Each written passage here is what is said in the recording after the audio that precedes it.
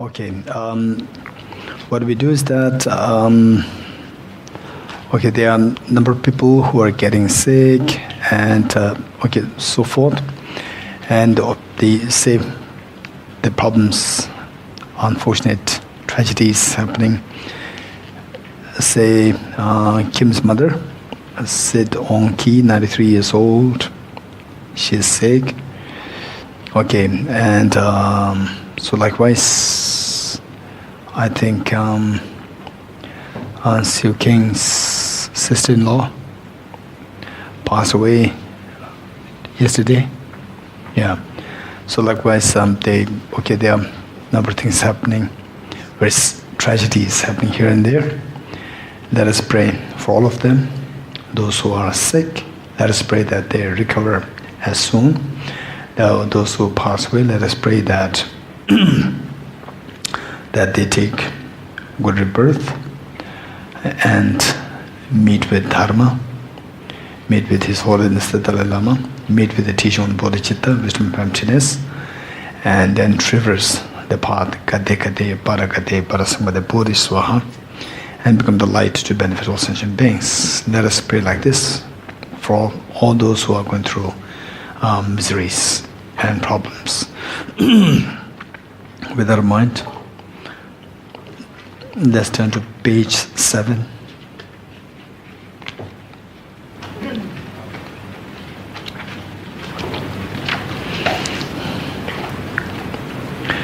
And let us also include, should there be anyone who's the near and dear ones are going through ailments, sickness, and even amongst the participants, let us pray that all these problems are over and the illnesses are recovered from illnesses. I go for refuge until I'm enlightened to the Buddha, the Dharma, the Sangha. By my accumulations of the practice of giving and so forth, may I become a Buddha to benefit all sentient beings. I go for refuge until I'm enlightened to the Buddha, the Dharma, the Sangha. By my accumulations of the practice of giving and so forth, may I become a Buddha to benefit all sentient beings.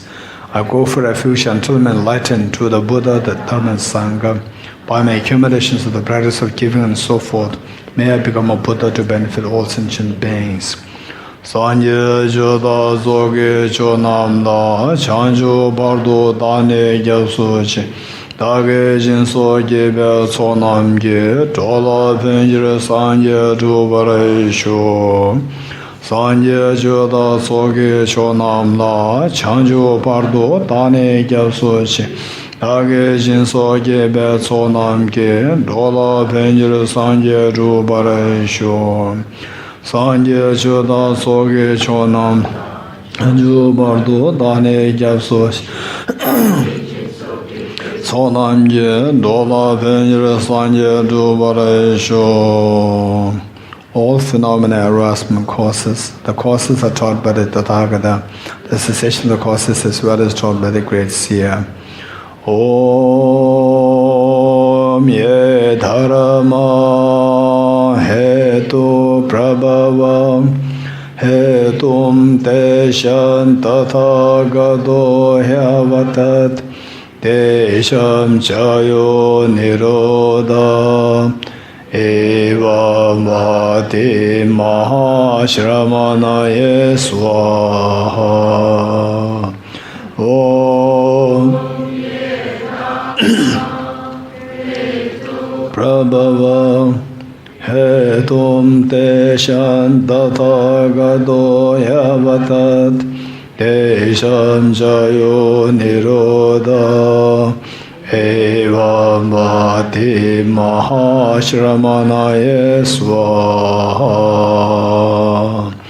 Om ye dharma hetu prabhava hetum teshan tathagato hyavatat tesham chayo nirodha eva mati mahashramanaye swaha. Teyata om Om Gate Gate Paragate Parasam Gate Bodhiswatyata Om Gate Gate Paragate Parasam Gate Bodhiswatyata Om Gate Gate Paragate Parasam Gate Bodhiswatyata Om Gate Gate Paragate Parasam Gate Bodhiswaha.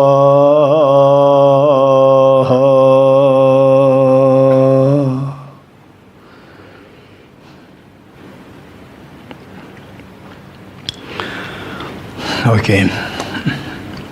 This morning we finished this step number 6, equal exchange of self and others. There the idea is that in the meditation, in the practice, what we should be doing is that we should make a very strong commitment that, okay, now henceforth, for all the reasons above, for all the reasons mentioned above,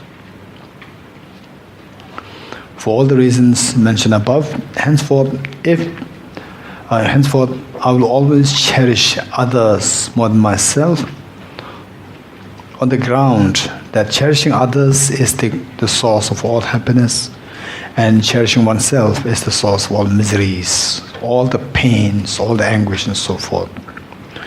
And in future, if I should be indifferent towards someone, I should be indifferent towards myself rather than towards others. This is how I exchange the object of the cherishing.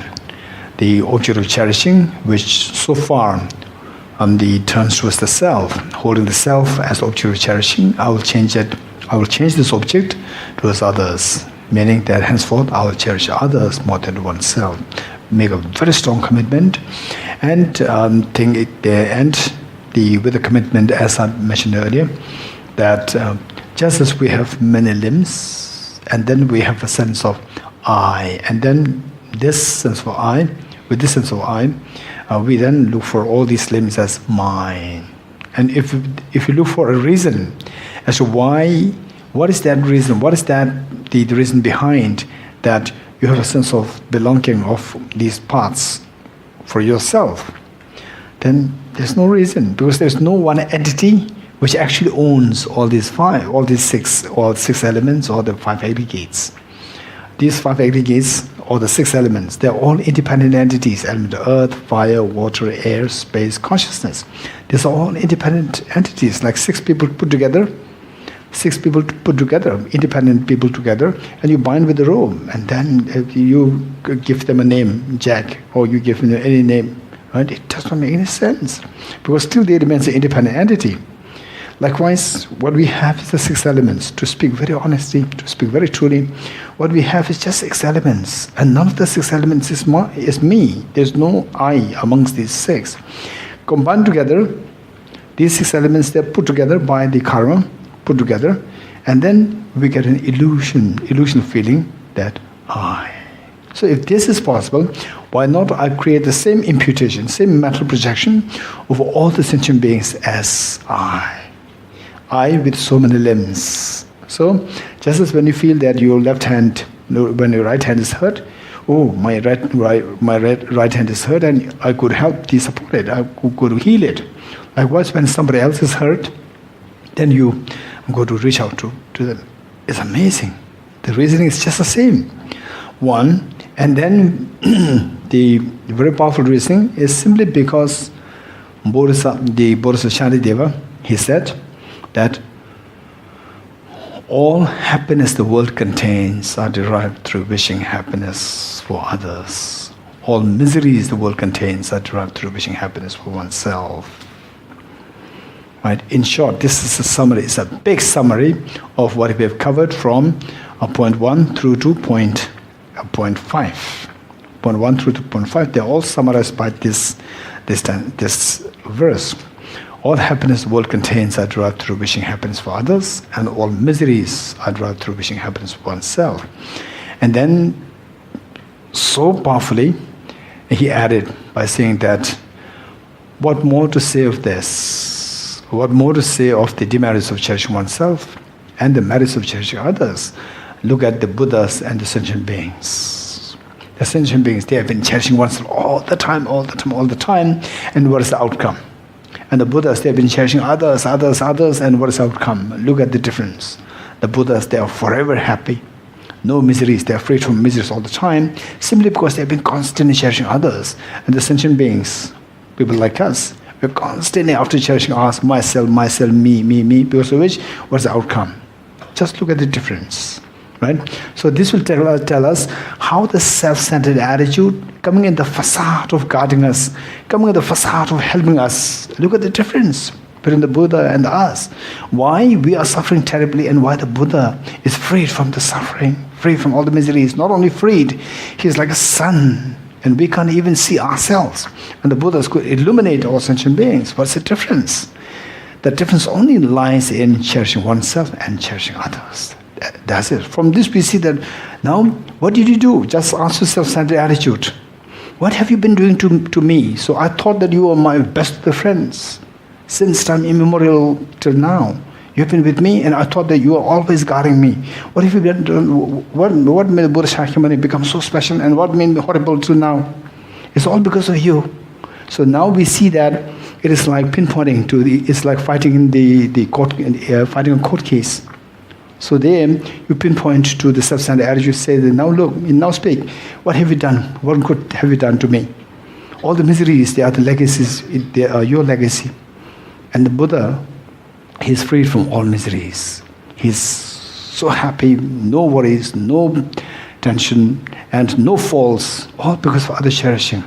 If it is not for these two things, the Buddhas with the other cherishing mind, and me with the self-centered attitude, if it is not for these two things, then we too should be same. But the fact that we are not same is simply because of that. Otherwise, there is no specific reason for the Buddhas to be very special and me suffering terribly. Now look, self-centered attitude, you are no more my friend. You have been destroying me. You are the cause. You are the only cause of my ruination, my suffering, my misery, sickness, aging, death, burning in hell realm. And then the hunger, terrible hunger in the Hungry realm, and the ignorance, the dullness and ignorance in the animal realms. In the human realm, sickness, aging, death, fight, the tragedy, sadness, tension, depression, all are because of you. Think like this, oh, that's amazing. That's very true. Now I have seen the reality. This self-centered attitude always comes with the facade of helping me, guarding me. It's not true now. This is totally deception. Henceforth, I will not at all be in favor of the self-centered attitude. So this is how we should be reflecting. Okay. So with this, then the summary is that henceforth I will cherish others more than oneself. Henceforth, if I were to be indifferent, I would be indifferent towards myself rather than being indifferent towards others. Make a very strong commitment. Make a very strong commitment. And then, in the process, say, actually when I go out, when I interact with other people, then I should be mindful that I already made the commitment. I should make sure that I actually exchange myself for others, right? And then, of course, when I actually go there, right, and then say practically, right? Okay, let's say that.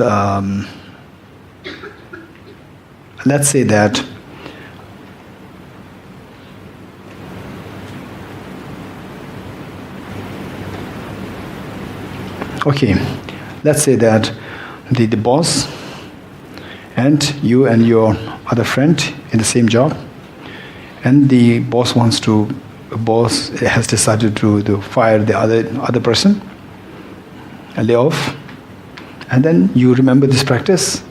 Okay, I will cherish others more than myself. Okay, boss, please check me out. Right? Okay. Be very realistic. Be very realistic. Be very realistic and be very pragmatic. Okay, don't forget this example. It's very important example. This glass. If I were to give a shape to this glass, how do people give the shape to the glasses? They warm this up. And they twist in a whichever desired way to make it the desired the shape, right? And if you over twist it, what happens? It breaks.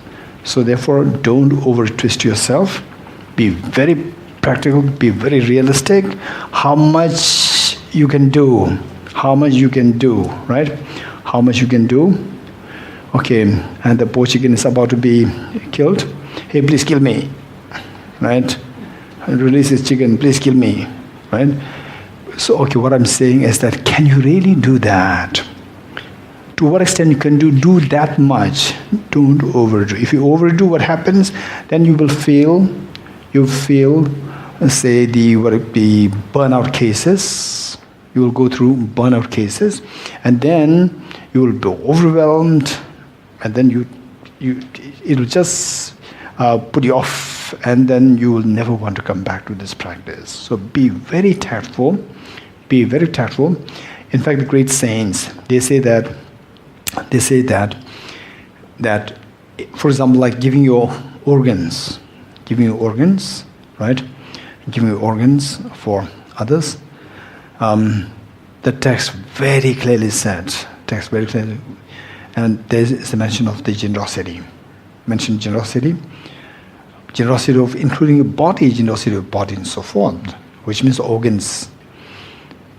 It says, if you by giving the organs, later on, if there is a tendency that you're going to regret, later on, if there is a prospect of you regret, then the text clearly said that you are not allowed to give. Don't give it.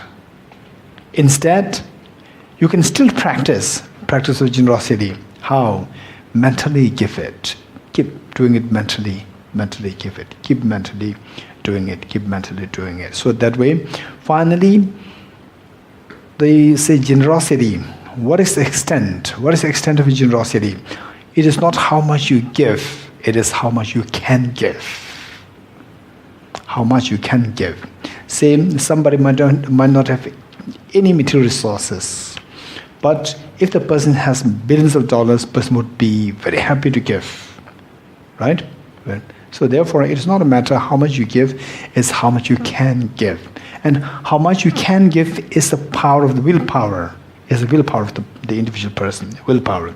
So this willpower can be cultivated, can be enriched. How to enrich it?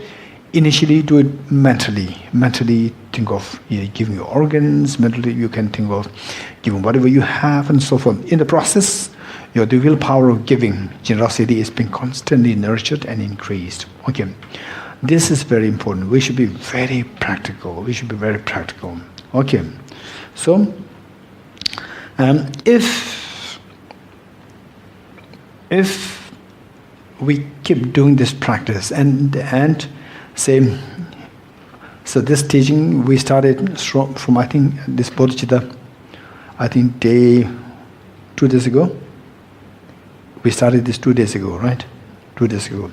Now, if I were to really practice this method, equalizing exercises self and others, if you do it very, carefully, taking your time, then the best would be you do this on the weekends when you have more time. One. Whereas, what I would say, if you wait for the weekends, in most cases, the weekends will never come. All right? Weekends will never come. Again, the weekends, you might have to go to hospital, you might have to go to this, that, you have an extra job, the overtime, all these things will come up. So what I would say is that, see if you can do one method a day. right? One method a day, and don't take so much of time doing one method. Just have a time management, like say within the first, like within 20 minutes, maybe maximum within half an hour you try to finish this first method of equalizing exchange yourself or others, and then the next day half an hour or 20 to half an hour you finish them, and then slowly it will be quite fast. It will be quite fast when you're habituated to this, and it's going to be quite fast. It may take like, do it fast but with little feeling, but you can fast without the feeling is also possible. There is no point. So do it with a little feeling, a little bit of say transformation happening, feeling being felt, experience become vivid. It may take like say 7-8 minutes and this up to the individual. So I would very much encourage you to do this. By doing so, you will realize that bodhicitta is something, if you don't invest a separate time, it will never come to you spontaneously. Bodhicitta, it will never come to us spontaneously. Even if you have been meditating in the wisdom of emptiness, right? With the wisdom of emptiness, that person will become more calm, more cool, and compassion will also grow. Compassion will also grow because of the calmness that one has gained. With the calmness counteracts the irritation. When the irritation is not there, it leaves room for compassion. So it is not because of the compassion cultivated per se, it is because of the subsiding of the irritation that it leaves for compassion, right? So it's a side effect of that. Not because the compassion is cultivated and then it rigorously comes like that, no. So rigorously, and you see a very different dimension, very different plane of compassion, very different plane of loving kindness, bodhicitta, if you cultivate it separately, right? Only then you'll be fascinated to see that. Say earlier, you may be, say, with the person A, there may be a little bit of, say, the conflict, and just from deep inside, there's a chronic uneasiness with that person A. And then deliberately trying to bring that person into the practice and give your happiness to others, all these practices, slowly you see that this problem will be over. Not only over, that you will start really feeling a sense of defending the other person when the person goes through difficulties or being criticized, accused by other people. So this feeling of love and affection will grow. Okay, so that is very important. Okay, this is what, if you can do, this is a real the bodhicitta practice. So in this connection, it's a matter of practice. If you do practices consistently like this, then the effects are bound to be felt.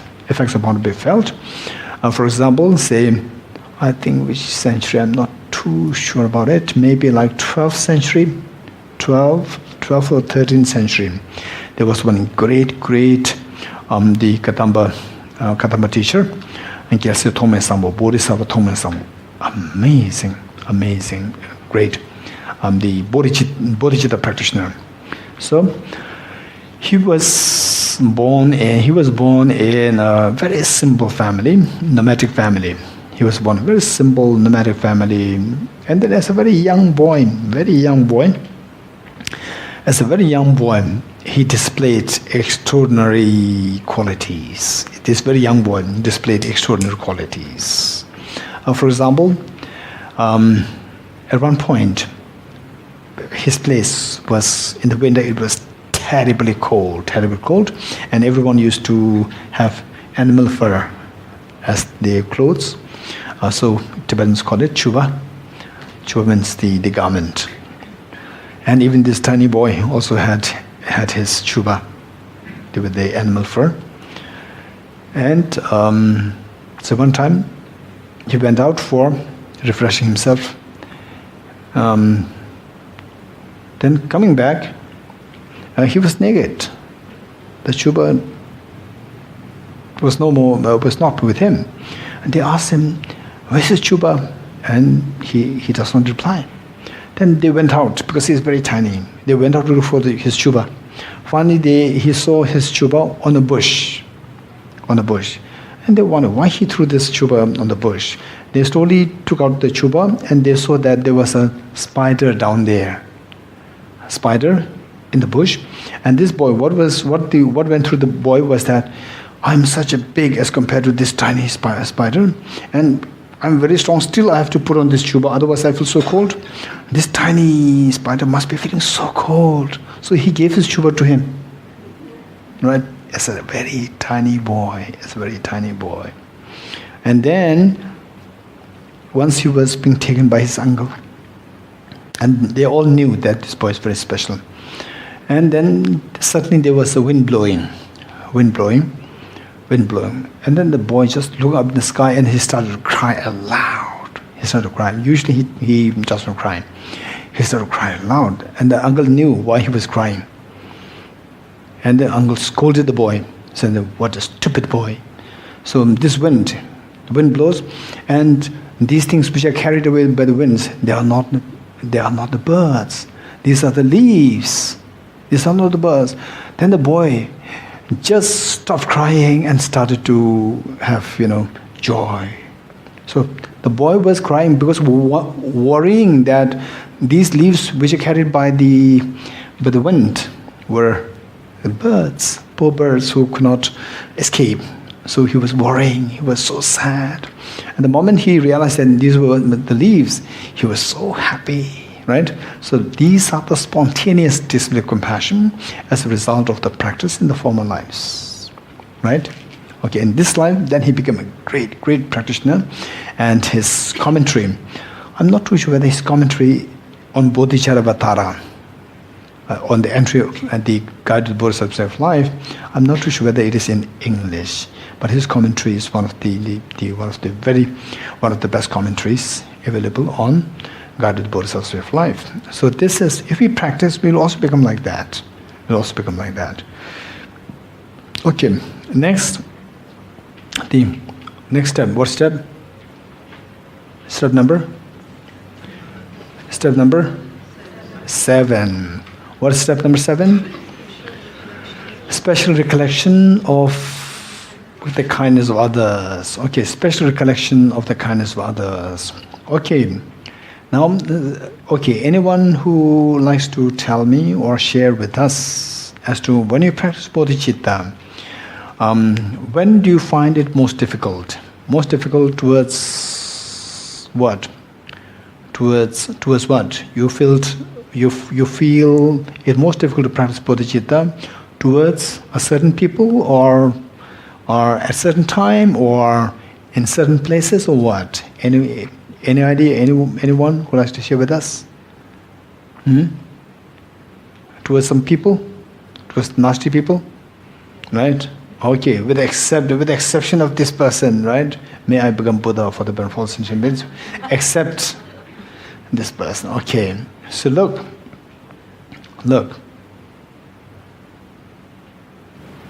Okay. 1.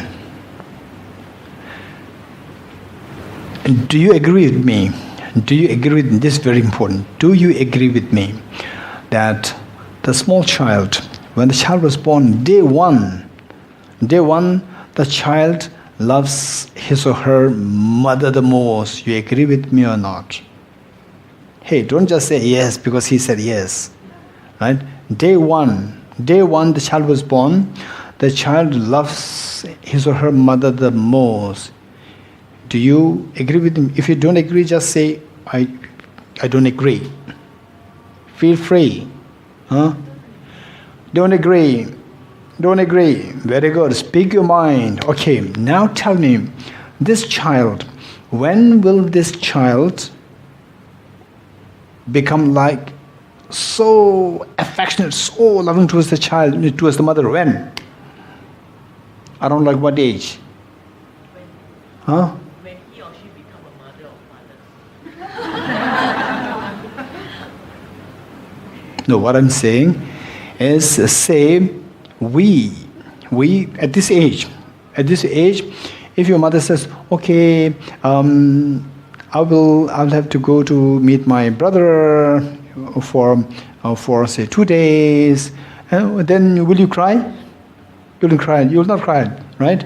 But when you are age 1, age 2, age 3, if your mother says, okay, you stay with your dad, you stay with your brother, sister, you stay with your auntie, uncle, okay, I'll be away for say 1 hour and I'll come back, the child will cry, right? So that is the time the child feels, in a manifest form, the child feels the most profound or the most intense love towards the parents, particularly towards the mother. You agree with me? That's the time. Because the child is so vulnerable. What Chen said is to a great extent true. To a great extent true, but that is more okay. This is how one feels love. So my mother also must have felt the same love like this. So it's more like indirect. Whereas now, when you are a child, when you're so vulnerable, and you see that wherever you go, there's a problem there, your mother rushes to help you, right? Okay, so there you see that finally your protection is this mother. So when you see that your mother is leaving, then you can't really bear the pain, right? Okay, so now tell me, at this age 2 or age 3, 4, 5, around age 5, why do you think that the child, you, as age 5 or age 4, you love the mother so much, generally speaking? There could be some exceptions. Generally speaking, why do you from day one, you do not know who this person is, who that person with the white coat, the doctors, no clue, right? Now after say 3 years, 4 years, then the distinction comes to the child that the mother is so special to the child. And so why? Tell me, why the child feels that love and affection, so intense love and affection towards the mother? Why? Tell me. Anyone, speak your mind. Very quick. Huh? No clue? Is it because the mother is looking after the child? Exactly. Okay. Exactly. So in fact, do you agree with me or not? What Beverly said is, to paraphrase it, mother is the one, and the child is always looking for happiness and wanting to go away from suffering. And the child really does not know how to do that. So what he wants, or what she wants, and what doesn't want, the mother is to make sure that what she wants, she gets. What she doesn't want, she is freed from. This is what the mother does. You agree with me? In other words, the child sees the mother as a source of benefit. You getting it? You agree with me or not? The more you see that object as a source of benefit, more your mind flows towards this. This flow of the mind is known as affection. The more you see the object as of source of benefit to you, the more your mind flows towards that object. That flowing of the mind is known as feeling of the closeness. This feeling of closeness is known as affection. So in fact, we see that the basis for the affection is that you see the benefit out of that object. You agree with me? Okay, this is so important. How the affection works. How the affection works, we see that it is by seeing the benefit that you're getting out of that particular object, in the form of mother, in the form of the whatever. So say, particularly in the context of the mother, you see that it's because that this particular person is one who is giving me all the benefits. Where I'm a little in fear, she's the one who gets rid of all this fear. And the way I want the happiness, she's there to give all this happiness, right? So this is what is meant by the seeing the object as a source of benefit, and then automatically, where you say, for example, you go to different places, and finally you see that, wow, Singapore is the most hospitable place, right? It suits my health in the best way, as compared to other places. So then what happens? The moment you go out of Singapore, you start feeling sick. The moment you come to Singapore, you get healed. If that happens, then what happens? You will not leave Singapore because your mind feels so close to Singapore, right? Because Singapore becomes the source of your health, richness of your health, good health. So therefore your mind flows to Singapore, it becomes close to Singapore, and you don't want to leave it. You're getting it? Okay, this is what we need to know. Once you know this, then the step number 7. What is step number 7? Special recollection of the kindness of all others. All others. Okay, now tell me. All others meaning all sentient beings. Okay, tell me. Who are the all sentient beings? Who are the all sentient beings? Okay, right? Now what we can do is that we can just see if you agree with me or not. What we call as the sentient beings can be classified into 3. The near and dear ones, those who really provide you, those who identify as someone who is providing you the happiness, right? Who are kind towards you. And those you classify as the nasty people, the enemies, right? And those who are neutral, there are 3. You agree with me or not? Can you imagine someone who does not fall into any of these 3 categories? Can you imagine anyone? No. So all beings are somehow fall under these 3 categories. In case if you can cultivate love and affection towards all 3 groups, now you have no more enemies. You agree with me or not? If you are able to cultivate love and affection, enemies means someone to whom you don't love, right? Someone whom you don't love, and that person providing harm on you, giving harm to you, is harming you, right? That is the enemy. Now, if you see that even the 3rd category, the enemies, they provide you enormous, the best of the benefits, best of benefits, and your mind flows towards them so closely, then they become the best of your friends. You agree? Not. Now, if the enemies become your best of the friends, where is the enemies? Right? Everybody becomes your near and dear ones. Okay, this is extremely, extremely precious, the practice. Okay, so for this, let us see. There are 2 groups. See how we can cultivate love and affection towards each of these 3 groups. The first one, the near and dear ones. Near and dear ones meaning that how we the ordinary beings identify someone as near and dear ones. So these, we already know that they are close to you, they are affectionate towards you. We know that. We don't have to meditate especially as to how they are being kind with us. Now the neutral beings, right? Okay, I think this group would be a would understand this example so well through your own experience. Okay, if we go to, if you go to Jambi, and it so happens that during the lunchtime, on the roadblock, there was a roadblock, we cannot come back, right? And then Wendla said that, okay, you go on your own ways to have your lunch somewhere, right? And there are 2 restaurants. There are only 2 restaurants, right? One restaurant which is just vacant and it's empty, no one going there, although the place is so tidy, clean.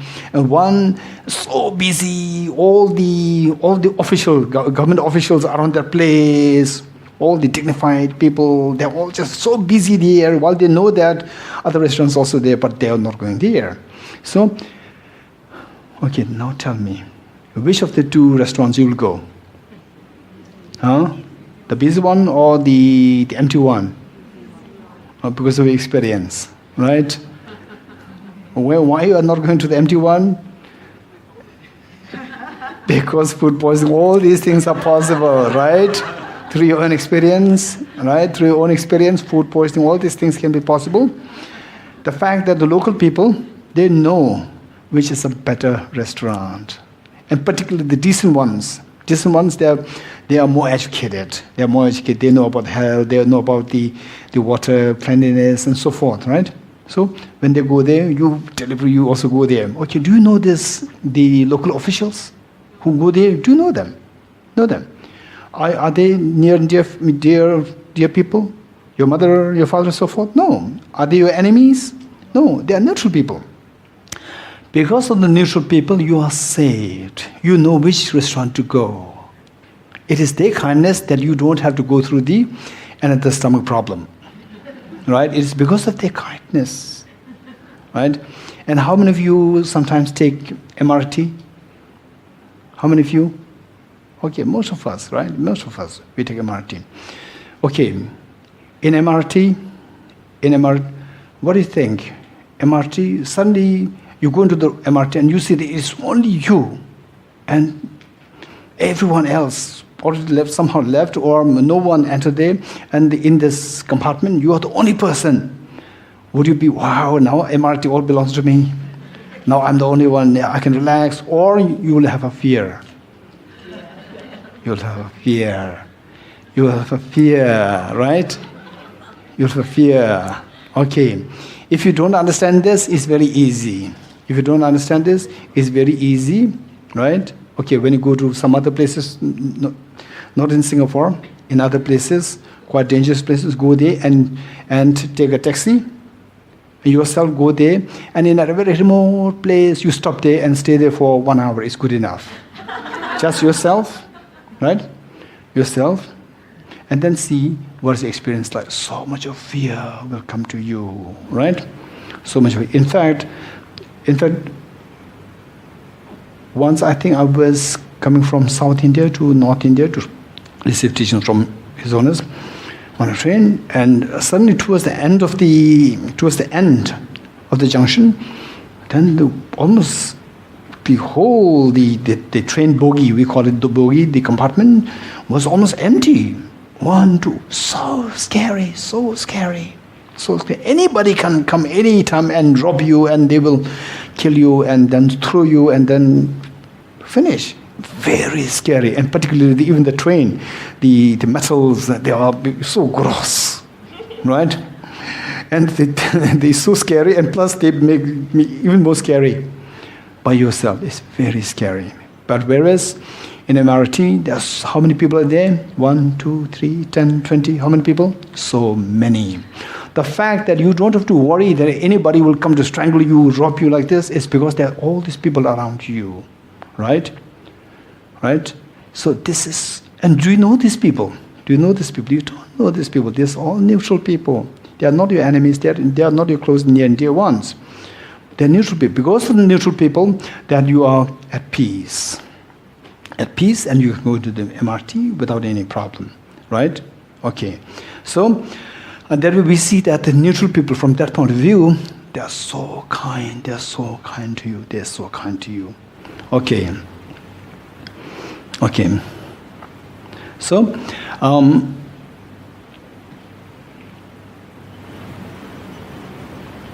okay. I think some of you already heard that.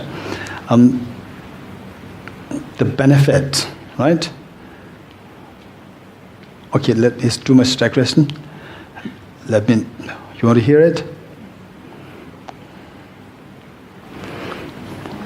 Okay, so what happened was that once I was going for my personal retreat from one place to a higher place, personal retreat, and it was, you have to go on through a very high pass, mountain pass. And the road was so terrible. So terrible. And one side is just a cliff, and the other side is the down. Meaning you fall, finish. So, and there were thousands of cars climbing up to go to that place. They went for like a sightseeing, the snow. And I had no experience. That was my first time going there. And then somebody somehow got me a small taxi. Then what happened? Suddenly a very narrow passage on the mountainside. Just this is total the rocks, and this side is cliff. Finish. And the taxi I'm in, the taxi got stuck there. Stuck. Then I thought, okay, now finish. Then to my surprise, what happened? All the people around, I'm totally unknown. They were just lifting your car. They were literally lifting the car.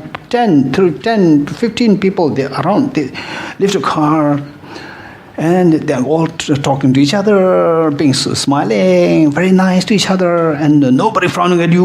Why did your car got stuck there? Now we are stuck. Nobody complaining. Everybody smiling, talking to each other, lifting the car, and finally we got through. Wow, amazing. Humanity is so kind, is so good. Without them, I can't possibly get to my place and perhaps finish, right? Then, wow, it's so kind, amazing. Then coming back, again somehow I got another small taxi. Coming back, then what happened? Again around the same place, but this time slightly different. Where almost at the top, where the road was so wide, not narrow, and the road was so wide, no danger of falling. Road was so wide, and it was like 6 p.m. and the drizzling, terribly cold. And the night, if you are there, you're going to die. It was such a height. Then again, and then unfortunately that time, the driver, it was not a taxi, it's a private car, and he had no experience to drive such high altitude. Then the car got stuck. I thought, never mind, humanity will come. Humanity will come, never mind, okay. And then I told him, by the way, we should be careful. I told him, do you need my help? Because the driver, because I can't say that now this is your job. Because if we die, both of us are going to die. It's not that he will die, right? So I said, do you need help? He said, yes. Then I put off the socks and these things. I jumped into it was stuck into the mud, like this mud, a small car. And then I plunged into the mud, and then I was trying to lift the car, impossible. Although very small car, impossible. Then we were waiting for other cars coming, cars coming, and we did not even ask them to stop, thinking that they will stop. Nobody stopped. Everybody goes like this. And then find out now it is already becoming dark. If you remain like this, two of us are going to go, right? Now better have no shame, go there and stop the cars. I told him, and he was so hesitant, the young boy, very hesitant, very shy. I said, no shy. We have to stop, otherwise you're going to die. So two of us were trying to stop the cars. No cars. Oh, we're just going like this. Because the road is so wide, right? Then I realized that if you really want to have your car stuck, always get stuck in a very narrow passage. Don't get stuck in a wide passage, wide road. Get stuck in the narrow passage. Then everybody, they know the interdependent origination. They know dependent origination. If you get stuck there, if others don't help you, all the 1,000 cars will get stuck there. They know that they see the dependent origination so clearly. Whereas in the wide road, nobody sees dependent origination. They see everything as independent. You are independent. We are independent. Who cares? Right? This was the case. So nobody stopped. Finally, one car stopped. And seeing me as a monk, he said, "Hey, are you Rinpoche?" I said, "I'm not." He left.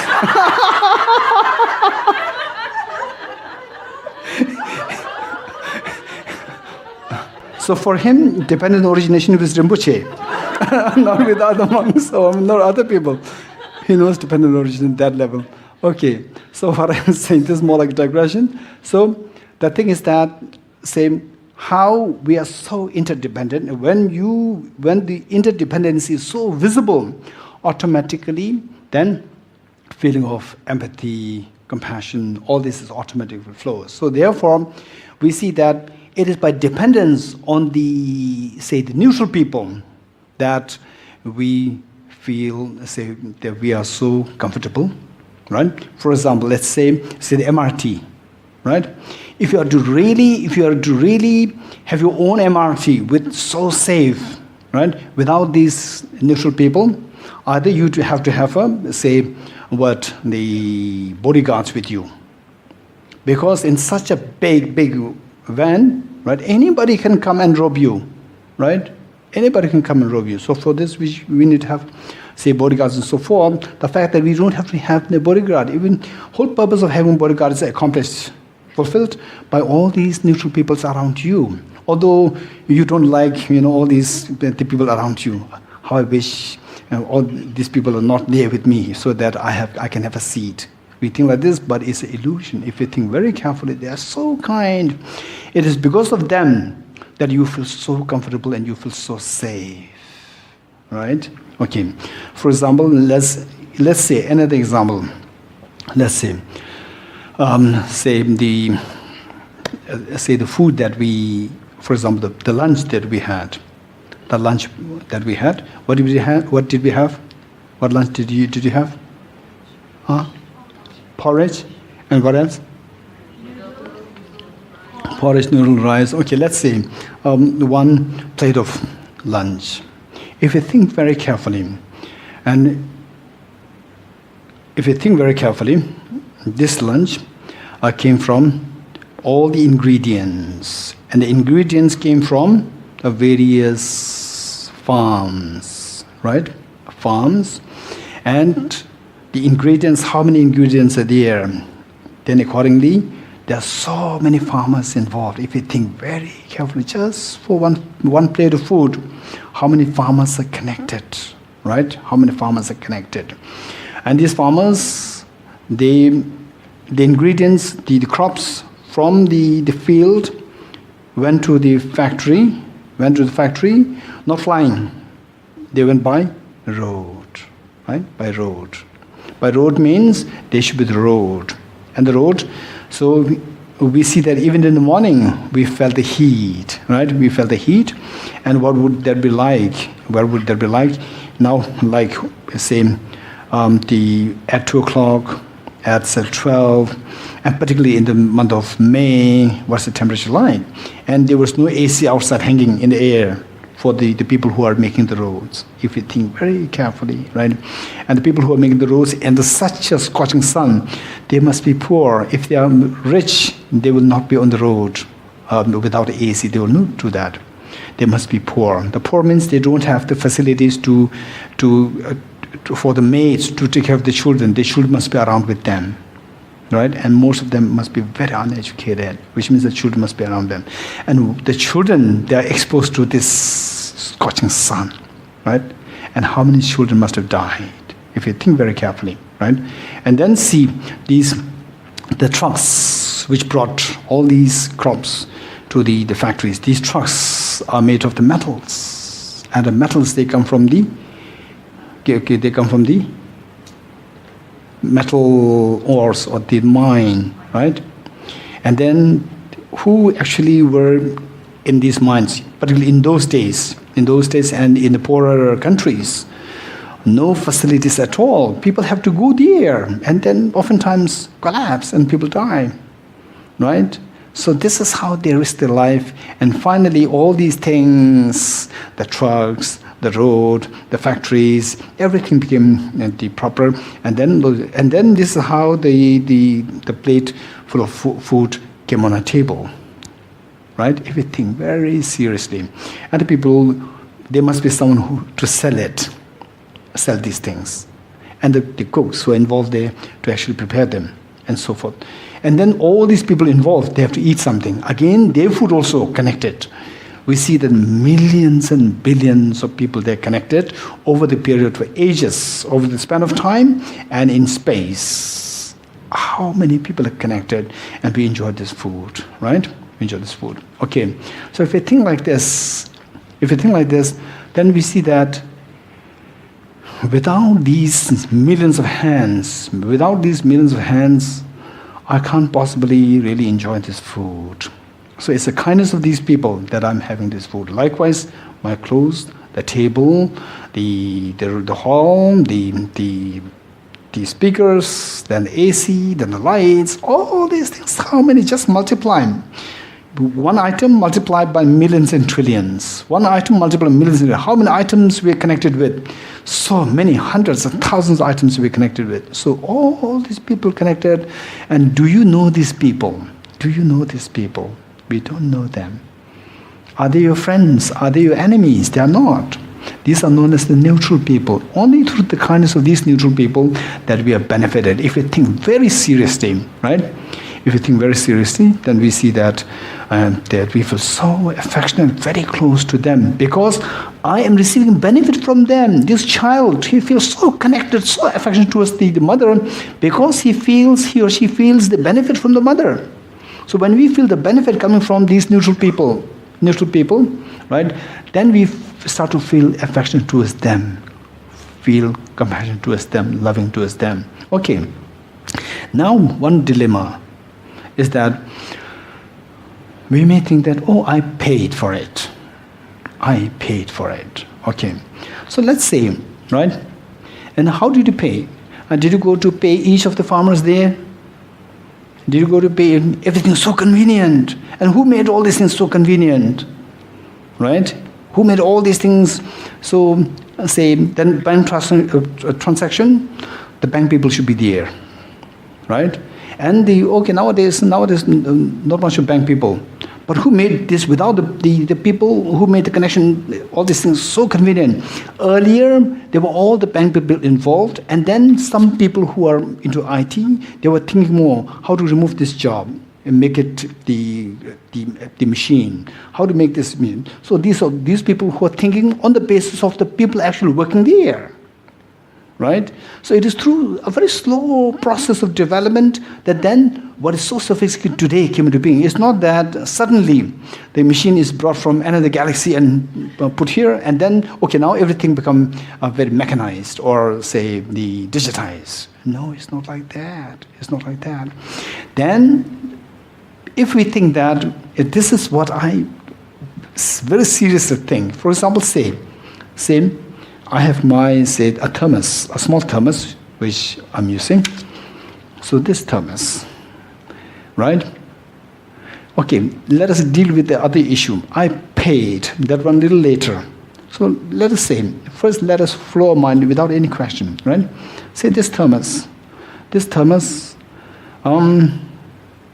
something of this kind was existent, say 500 years ago. Something of this kind, very crude with the lid, and then thermos, no vacuum, the things, so no the hot and cold for 24 hours. No, right? Hot, if it is hot for 10 minutes or 15 minutes. If it is cold for 10 minutes, 15 minutes, right?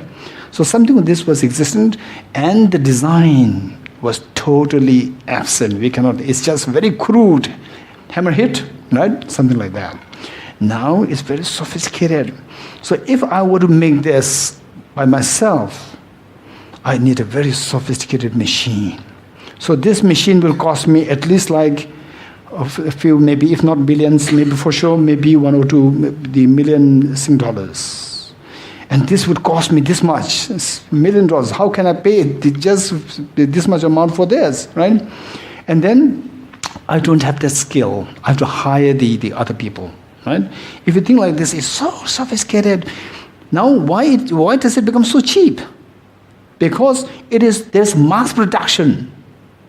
How there's a mass production? Because there's a market there. Who are this market? Are these all you? You are the one who's buying all these things?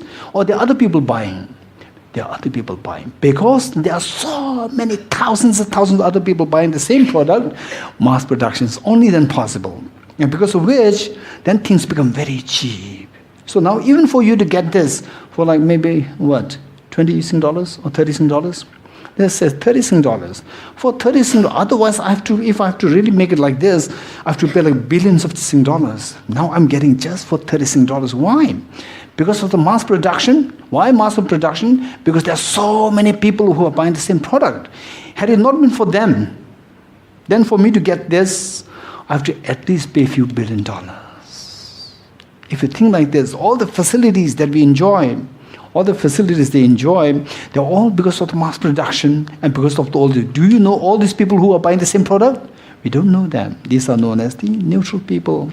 It's because of them we are receiving the benefits. We are receiving this benefit of being able to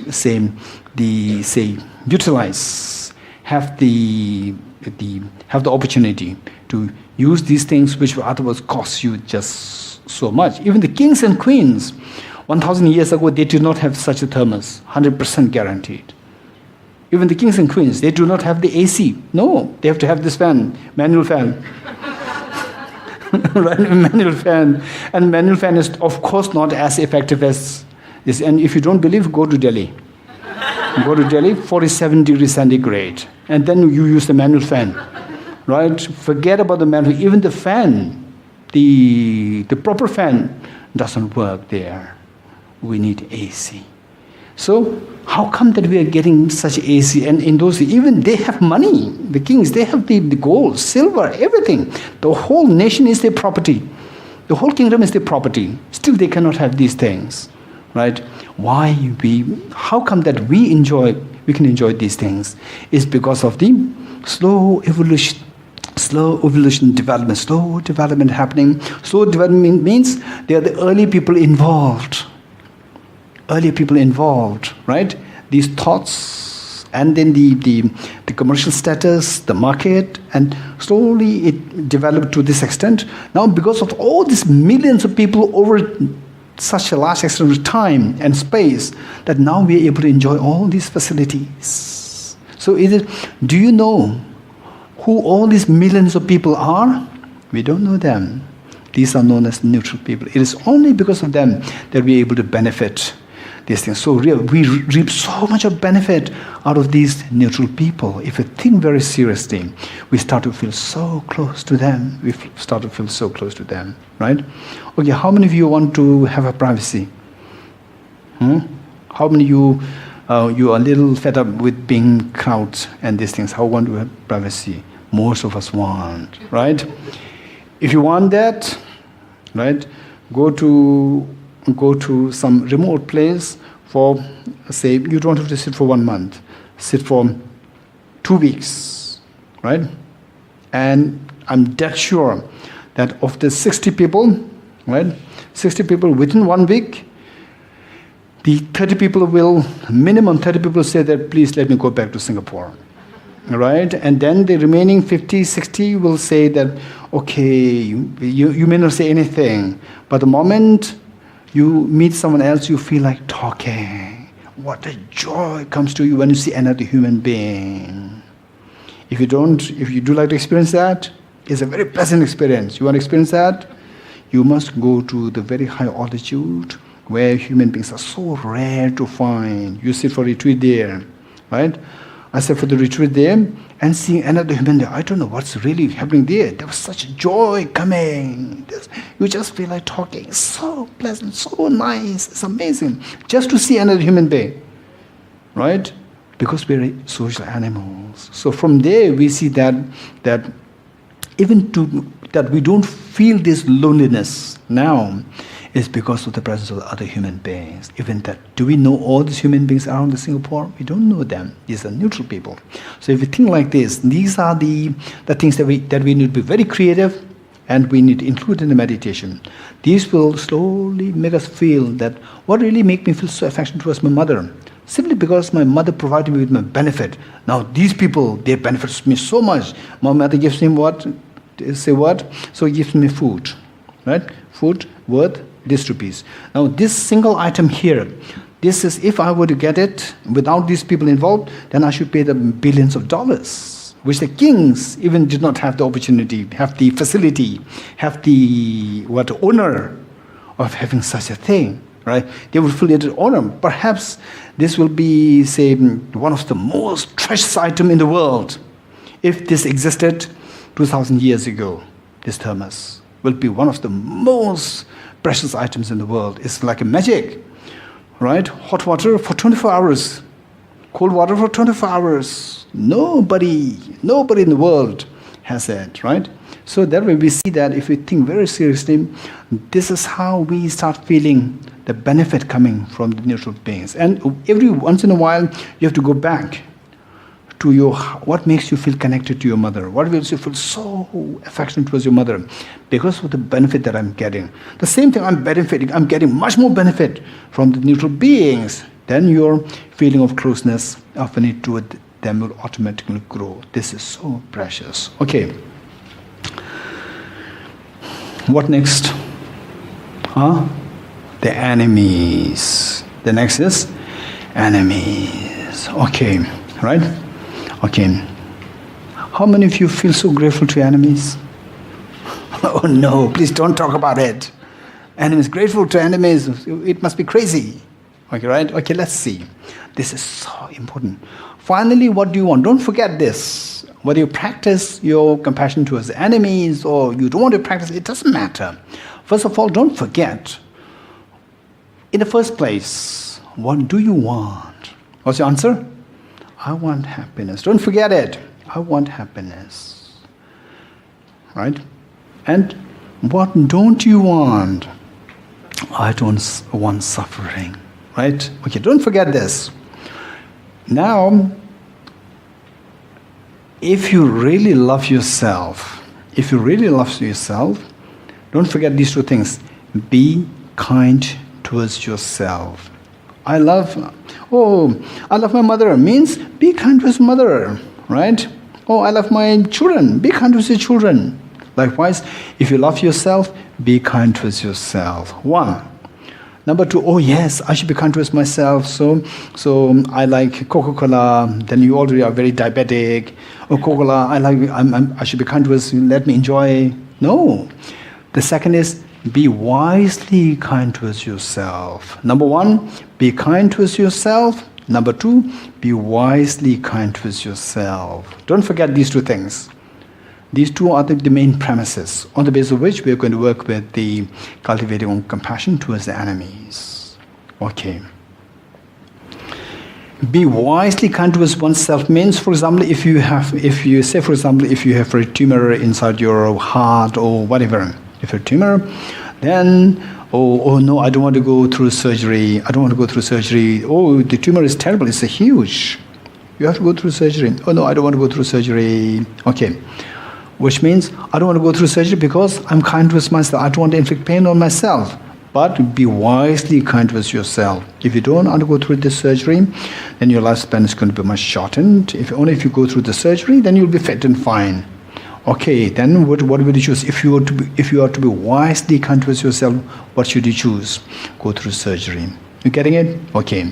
So with this, we should be ready. We should be ready to do anything as long as it gives you the maximum happiness. Don't forget it. Okay. But this question arises. Okay, all the way from step 1 through to now step 7 is all talking about your happiness. Then you'll be happy. It's all centered around the self-cherishing. While this is meant to exterminate self-cherishing, but the basic principle is the self-cherishing, right?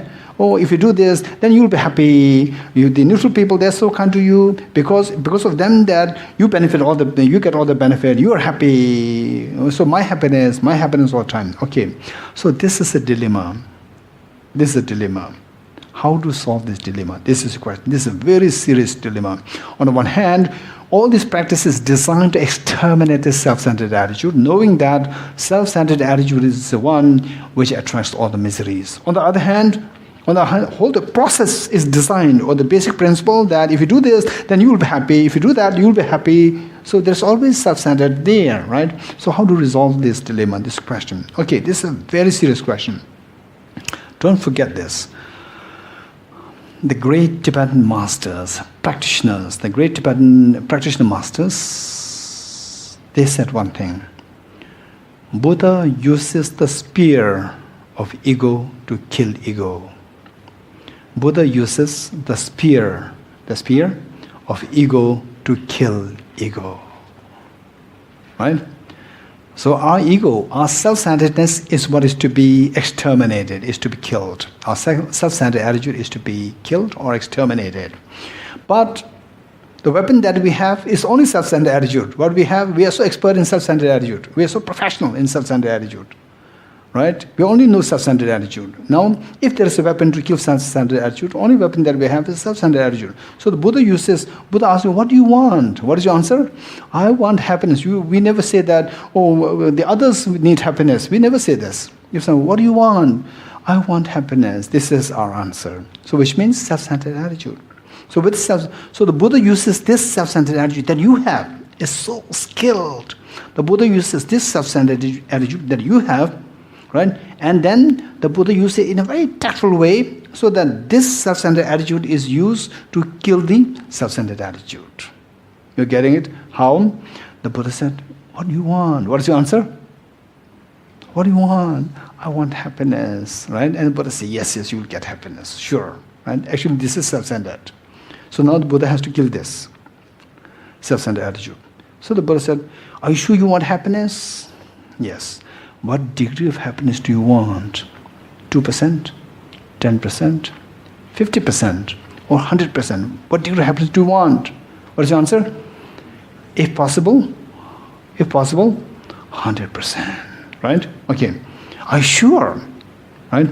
Do you dare to do anything if you get 100% happiness? With no suffering at all? What is your answer? Yes. Then the Buddha said, cherish others.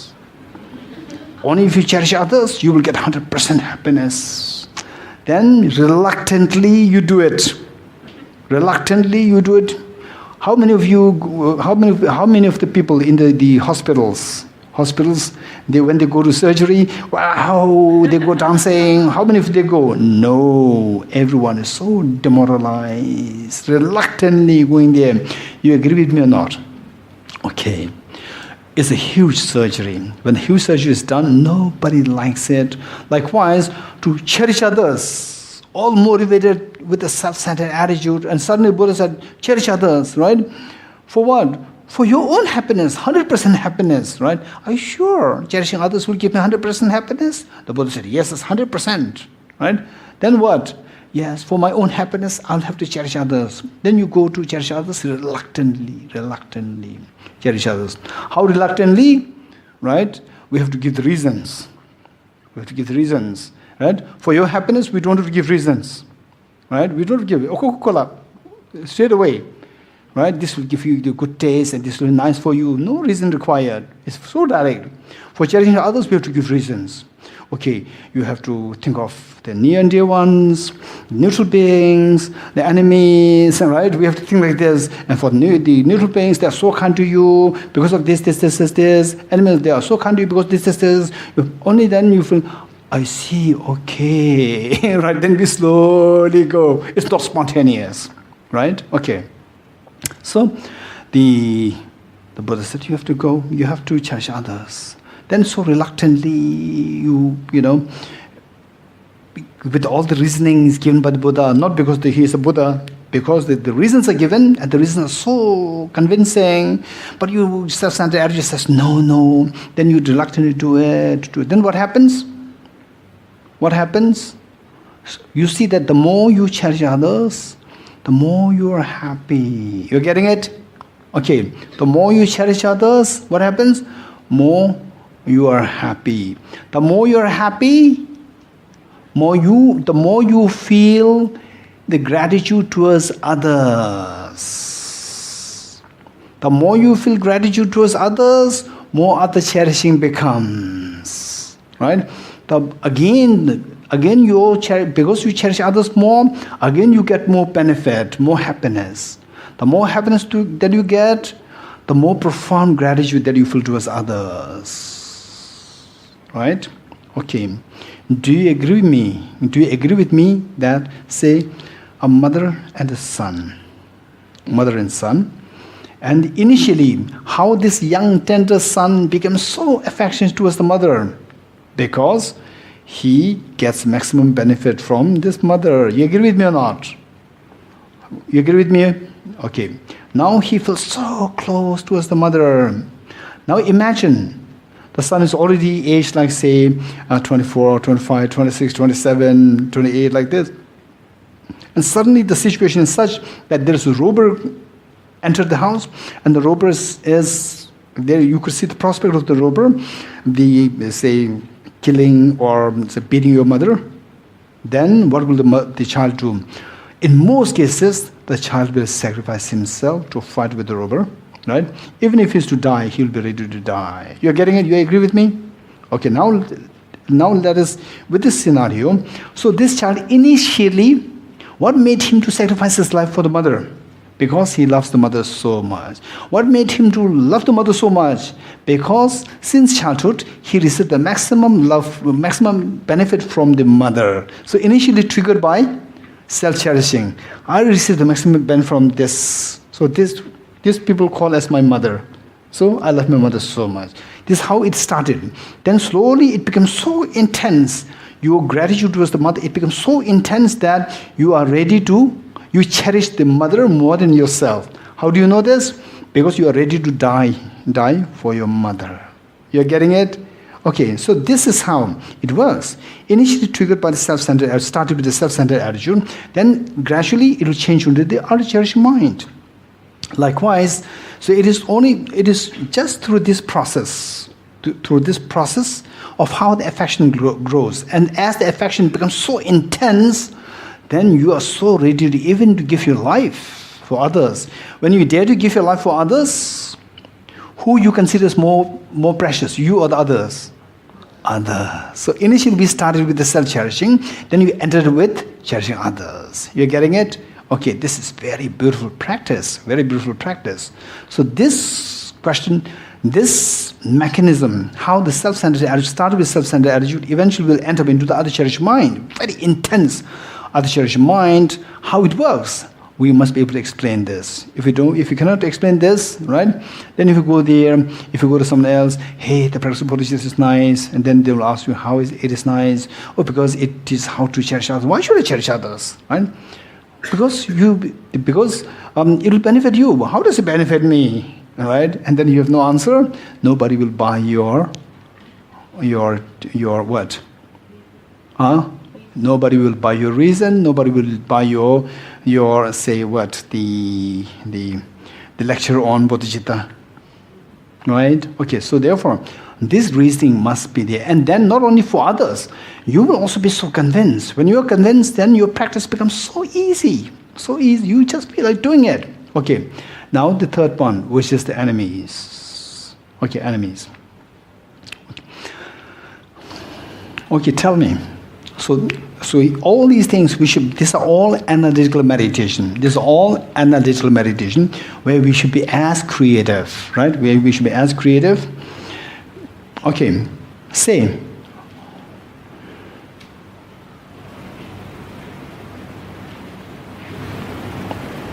Okay. Same. There are two people. And, okay, let's say, where you hire a taxi, and the taxi driver is quite a rough person, right? A little short-tempered person. And the two taxis, both the taxi drivers are a little short-tempered, let's say short-tempered, both equally short-tempered, like twins. And you are in the taxi A, and your friend or your brother or sister is in taxi B. And say your sister is so wise, so compassionate, and you are also a little short-tempered. Right? And the taxi driver is short-tempered. And then both of you are going in the same direction, and you say that, oh, would you mind stopping the car? On the way, I need to meet my sister there. She lives there. It'll take me 5 minutes, and you take 10 minutes. Then already the taxi driver becomes hot. And again you drive, and taxi driver, so after like, say, your destination will take, like in Singapore, it takes like maximum 45 minutes, right? From one to the other. How long? 45. Let's say 45 minutes, right? 45 minutes. So say after 50 minutes, both drivers have very important works to do at their homes. And they were expecting to drop you there within 45, and then 5 minutes, somehow he will get to his house. And then it already is more than 1 hour. You spend another 10 minutes there, and 10 minutes in the shopping mall, like this, and already more than then, both the taxi drivers become so angry. And then, I'm paying you, right? You may say this. You're also a little short-tempered. So I'm paying you. And whereas the other taxi driver, although both of them, they're very short-tempered, but the other was calm and cool today. Because, say, your sister, your brother, somehow tackled it so nicely. And in your case, some of the two of you are fighting all the time. Right? So tell me, say what made, both of them are equally short-tempered, but what made you so irritated, and what made your brother not irritated? From the object, both are short-tempered. So what made the situation very different today? Tell me, anyone. Because you reacted very directly, and the other reacted with compassion, love and compassion. So with compassion is very strange. With a very tactful compassion, particularly if the other person senses your compassion, and depending on how profound your compassion, when the other person senses your compassion and very confident and very compassionate, other person surrenders. That's so beautiful. Other person surrenders. Right? Compassion, and yet very confident. If you're compassionate and not confident, the person will abuse your compassion. Compassion, very confident, other person surrenders. And then the person will not have the anger at all. So what I'm saying is that with the same situation, one person can be so irritated, the other person with the same situation can be still very calm and peaceful. So that depends not on the object, it depends on your own mentality, right? Your own mentality. So with this, what I'm saying is that finally, whether you're happy or unhappy, object is there. Unhappiness, object is there. Object is also responsible for your unhappiness. Don't deny this reality. Oftentimes people say that when they're into Bodhicitta, oh no, it's all your mind, no, external, that's not true. External factors are there. We are not to deny this reality. The moment you deny this reality, then many of the people who initially may have little interest in Buddhism, they will also run away. Right? Particularly sensible people, they will all run away. They will not at all buy what you're saying. And they think that this is Buddhism, totally irrational. Where my sickness is because of the water? No, why did most of us become... Tap water, or what's the word? Contaminated, let's say. Because of contaminated water. It's a fact. Oh no, it's your mind. That's not true. Nobody will buy this. We have to accept that external factors are there. But external factors are there, and the internal factors are there, right? Internal factors there. For example, say with the water, with the contaminated water, you become sick, this external factor. And then you becoming sick, right? Even if you are very compassionate, you can still become sick. It's not that when you're compassionate, then you will not become sick. Those who are uncompassionate will become sick. That's not true. That's not true. Some compassionate people, very compassionate people who are physically so fragile can become easily sick, right? Okay, now the point is that whether you become irritated, Right? So when do you fall into depression? Because of irritation or because of the just physical pain and your mind is very calm, peaceful? Okay, because of this, at least I got one day off from the Bodhicitta retreat. Right? It's so intense. It's so intense. I thought it's going to be so fun. No, it's so intense. Early morning, I have to get up. Then even in the night, sometimes I have to go there in the group discussion. It's like so intense. At least I got, one day off. Lucky. Right? Okay. So there, although the physical pain is there, but the irritation is not there. In one case, why should I become sick? Why not others are sick? Why not others? Why me? Or this I paid a lot. This hotel should be a good hotel, and how come that this is happening? Oh, right. So the irritation comes. Which of the two situations is more likely to bring you down to depression? Irritation or the mere physical pain? Which will bring you to depression? Tell me. Irritation, right? If you're not irritated, you will never go into depression. And the irritation is because of the thinking. Physical pain, not necessarily directly related with the thinking. Irritation, agitation, they're because of the thinking, right? So with the thinking, it doesn't mean that those who go into depression, right? They are more self-centered attitude. They're more self-centered. No, because the external factor is so intense, and the self-centered attitude, we are all much more the same. We are all, generally speaking, we are all expert in self-centered attitude, right? We are all rich there. The thing is that when the external factor is so intense, then the self-centered attitude cannot take it anymore, and then it turns into irritation, right?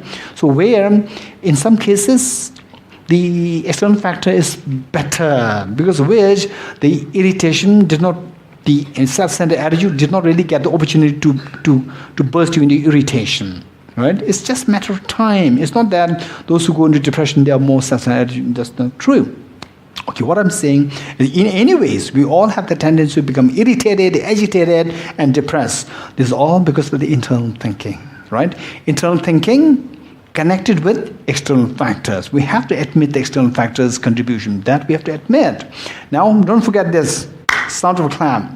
Sound of a clap, which is analogous to the irritation, agitation, mental anxiety, and so forth. This is all because of the combination of the two hands, never with single hand. Right? So the one hand symbolizing external factors, and the other hand symbolizing internal factor. Only when these two combine together, then the sound of the misery invariably arises. Sound of misery invariably arises. Okay, so the external factors, we cannot control this. The internal factors we can control. That is in the hand. That is in the hand, right? That we have, although it is difficult, still it is in the hand, we can control it. Okay, now, let's see. If this is the case, which is worse? Say, you become so irritated because of the, say, whatever factor, the acute humidity here, right? And no power. At one point, I think 2 days ago, there was no afternoon, no power, and everyone is like this, defending yourself. You remember that? Okay, let's say it goes to quite a height, and we all sweating, then some become so irritated. Okay, tell me, this irritation, is it because of the external factor? The lack of the power and fan, the AC? Yes. Is it because of the internal factor? Yes. Right? Some people, they are calm, cool. Okay, yeah, it sweats. And some people, they may even like it. Why? Because it's a free sauna. Right? Yeah, that's true. That's true. Because, as it goes, the toxins go out. They're so good. It's actually so good. The toxins go out from your body. Okay. So whereas for some it's so irritating, so much irritation coming. For some it's more like neutral. What makes the difference? External factor is the same. What makes the difference? Internal factor makes the difference. You're getting it? Okay, so therefore, what is that internal factor which is responsible to make you irritated on top of the external factors? Tell me. Now, after all these a few years of learning, tell me, what is that internal factor? Precisely, what is that internal factor responsible for making you go into irritation? self-cherishing, self-centered attitude, 100%. It's not that you have the self-centered attitude, I'm free. No, we're all same. We're all same. You're getting it? Self-centered attitude is responsible on top of the external factors. External factors we have to admit. Whereas if the aircon is working so well, we should not, this irritation will not arise. We have to admit the external factors. But the external factors, how much can you do to eradicate all the external factors, right? To eradicate all the external. It is not in our hand. Oh yes, it is in our hand. In Singapore, the power cut is almost impossible. But the earthquake, anything can happen, right? Anything can happen. We never know. We never know, right? We never know. Okay, so with this, we see that the external factors is not really in our hand. In our hand. Even nowadays, everything's going on digitization. I personally, in my personal view, it could be very scary. In fact, it is so convenient. At the same time, the greater the degree of convenience, greater the risk is involved. This is what I could personally see. It could be very scary, right? Then people become so handicapped.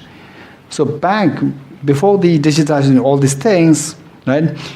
Say if you want, okay, I want to buy something.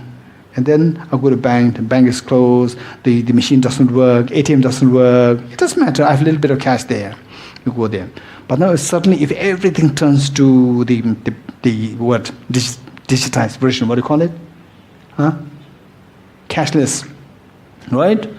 Then once the machines stop, they can go, this is technology. Technology can go wrong anytime. The moment it goes wrong, you are just stranded. Wherever you are, you can't even get a water, right? You don't have cash. Nobody's going to give you anything, right? It's very scary. It's very scary. It's very scary. Okay, so this is a very different story. Now the point what I'm saying is that with external factors admitted, responsible for our miseries, internal factors also responsible. And of the external and internal, which is more likely that you can control? Internal. You're getting it? External we cannot. As I said earlier, if the internal is not controlled, external, even the medicine can be seen as poison. When you're alone, you think what? I'm lonely. When you're with other people, you think what? I have no privacy. Right? With the same external, whatever external factors are there, we are very unhappy. We're very unhappy. Right? Now, if we have to do something, try your best to rectify the external factors. Try your best, but don't expect the external factors will become 100% perfect. Don't expect that. Try your best to mitigate the external factors to creating the irritation on metal, the pain and so forth. But what we really need to work on is the internal. With the internal, if you can work on perfectly, when the internal is reduced to zero, self-centered attitude somehow reduced to zero doesn't mean that you have to become Buddha. Even way before that, the manifest version of the self-centered attitude, when that is calmed down, I am more important than others, the gross self-centered attitude, when this is subdued to a great extent, then all the miseries, they become like a sound of one hand. However strong external factors, no sound. Irritation will never arise in you, and mental unhappiness will never arise in you. So this is how. Finally, what you want is, you want to get rid of the miseries and have the maximum happiness. And whatever means make you have it, go for it. And with this reasoning, we come to know that it is by making the self-centered attitude controlled that it just becomes a clap of one hand. The sound stops. Okay, with this amount of learning, tell me, if there is one enemy which creates all your miseries, what is that enemy? Tell me. Self-cherishing mind. Okay, now how many of you have been to how many of you go to annual medical checkup? How many of you go to annual medical checkup? Almost all of us. Okay, why are you going to annual medical checkup? Do you have some problem? Or I have this problem, please check. Or why you are going for medical checkup? Please tell me. Anyone? Anyone? Hey, no idea. And just randomly going there. So others going, so I go there. Or there's a reason why I'm going there. Anyone? Huh? Anyone? Hey? Free benefits that I get. It's a free benefits that I get from the company I work for. Okay, so then every day you go there? Every day you go there because you get free benefit? No, it's waste of time. But one day, instead of going to the hospital, right? Instead of going to the hospital, if you work somewhere else, if you do extra work, you will get money. But going to the hospital, you have to pay. And even if the company pays, but you are losing that money, which otherwise you could have accumulated by working for something. You are spending your time, right? Okay, tell me, why are you going there? Tell me. Anyone? No idea. Huh? Huh? Prevention. Okay. Yen, because you're from the nurse background, tell me, what does mean by prevention? What does mean by prevention in this context, that people go to the hospital for the annual medical checkup?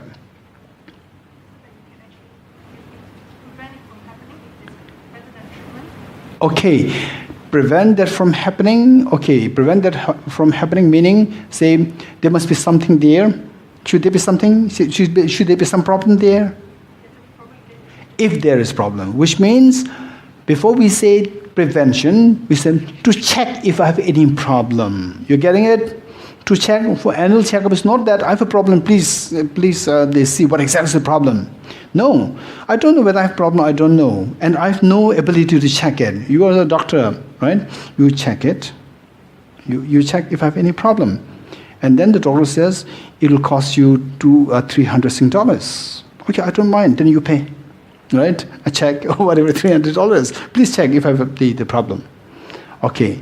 So to check the physical ailment which can potentially harm my body, you pay money to double check that you don't have any problem, or should there be any problem, that be rectified in time, right? Okay. So this is so important. And why don't you do it by yourself? Anyone? Why don't you do it? Why do you have to go to hospital? Why? Because you don't have the ability to do it yourself. You agree with me? Okay, don't forget this. This is a very serious matter, right? Now, from what we have learned thus far, if there is one enemy, the real enemy, you should be feeling so angry after all this rational thinking. What should that be? The real enemy. Self-cherishing. Enemy means someone who brings problems, someone attracts problems, someone who creates problems, someone who creates fear in me. It is a self-centered attitude, right? And how easily can you identify the self-centered attitude? Tell me. How easily can you identify the self-centered attitude? Say, with your very affectionate mother to your right side, with your very affectionate father to your left side, your brothers, sisters, your children hanging around you, celebrating birthday. Do you think that you can identify a self-centered attitude? No, everybody will say that you are nice, you are nice, you are nice, happy birthday, right? So everybody is so happy, kind towards you. When you feel so kind, then the self-centered attitude is so happy, right? So it will not come to the surface. When will the self-centered attitude be, when is that diagnosed? When is the self-centered attitude diagnosed? Say when you're celebrating and everybody's saying, you are nice, you are perfect, you're so good, like this, then suddenly your neighbor comes and says, hey, you are the one who stole the watch there. You stole my watch. Then how would you respond? Oh, please wait. I will see whether I become angry or not. Right? Hey, mom is celebrating my birthday. Should I become angry? And dad, should I become angry? Is this your response, or is it spontaneous anger, right? So which is happier? Which is happier? Spontaneous anger, you are happy? Or you check with your mother, should I become angry? Hey dad, should I become angry? Right? And then dad says, no, not today. Okay, I'm not angry. Please wait. Right? This is better? Or the spontaneous, you become so angry, the smile disappeared. You start to really become so, your body is shivering. Which is better? The second one is better, right? You check with your mother, father. That is much better. where you're calm, peaceful. What made you shivery body like this suddenly? Because of the self-centered attitude. The self-centered attitude has surfaced now, right? The doctor has diagnosed the problem inside. Now this person is a doctor. This person is the best of the doctor. Your mother could not identify the self-centered attitude within you, right? Your mother is so shocked. What are you doing? Your body is shivering. What happened to you? Hey, right? You went to Bodhicitta retreat, Jambi. Bodhicitta retreat, where's your, what happened to your self-centered attitude, right? Okay, so then, that's very true. I went to Jambi, it has been a few months ago, right? I went to Jambi, and I learned the self-centered attitude, worst of the enemy. I thought that is already gone, right? When I'm with you, when I'm with my dad, with my brothers, sisters, or my family, friends, when you are saying happy birthday to you, I feel that, I'm so peaceful, self-centered attitude gone. No, it's not true, it's still there. Okay, so now this enemy, listen, this person who was accusing you baselessly, this person is actually telling me that, look, what's the point of you having gone to Jambi retreat, Bodhicitta retreat? Still you have the self-centered attitude, right? Then you say, if you did not go to Jambi retreat, then you will say, who are you to say this, right? Now you have been to Jambi retreat, you have already calmed down a little bit. So you say, you are right. I thought my self-centered attitude is gone. It's still there, right? It's still there. I need to work on this. Now you feel like working on this more, to remove it more intensely. Who made you, who helped you to identify you still have the self-centered attitude? Your enemy. Your mother cannot identify the self-centered attitude. Your mother will always say, you're kind, you're nice. The self-centered attitude will go deep inside, you will not see that. Now only your enemies can identify the self-centered attitude. Only when the enemy is identified, only when your enemy is identified, then you can think of eradicating this, right? So then you see that, so in the actual practice, right? Say, if somebody does like this, you're in shock. You cannot say that, okay, now check, my self-centered attitude is coming up. You cannot check this. Don't worry, right? At least what you do is that after this episode, you go back to your room. You go back to your room, close the door, latch the door, right? Close the door, sit comfortably, and think about what we have learned. Don't forget this. Don't forget this, the questions which we asked. If there is one enemy which is responsible to attract all the miseries, tensions, the fear, then the depression, and so forth, what is this enemy? Don't forget this question. And you answered, my self-centered attitude. And today, it happened, but I became angry towards that person. I didn't become angry towards my self-centered attitude, right? I pointed to that person as an enemy rather than my self-centered attitude. Okay, this is wrong, And then what's the feeling like? What's the feeling like when the person accuses you baselessly?